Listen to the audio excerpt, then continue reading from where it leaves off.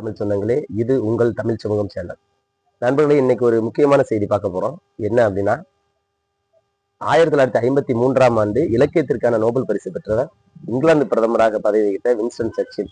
இவருக்கு எதற்காக அந்த நோபல் பரிசு கொடுக்கப்பட்டது என்றால், தன்னுடைய சுயசரிதை, இரண்டாம் உலகப் போர், அந்த அந்த இரண்டாம் உலகப் போர் சம்பந்தப்பட்ட கட்டுரைகள், அதனுடைய தொகுப்பிற்காக இவருக்கு இந்த நோபல் பரிசு கொடுக்கப்பட்டது.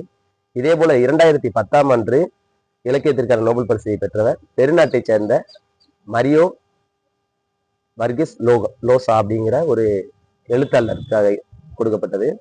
இவர் 1990ஆம் ஆண்டு அந்த பெருநாட்டின் குடியரசுத் தலைவர் பதவிக்காக போட்டியிட்டவர். இது உங்களுக்கு தெரிஞ்சிருக்கலாம், தெரியாமே இருக்கலாம். தகவலுக்காக உங்களிடம் பகிர்ந்து கொண்டுள்ளேன். தொடர்ந்து நமது தமிழ் சேனலை பாருங்கள். இன்னும் பல சுவாரஸ்யமான விஷயங்களை உங்களுடன் பகிர்ந்து கொள்கிறேன். இதுவரை நமது தமிழ் சமூகத்தை சப்ஸ்கிரைப் செய்யாதவர்கள் சப்ஸ்கிரைப் செய்யவும், தொடர்ந்து இந்த செய்திகளை அனைவருக்கும் பகிரவும். நன்றி.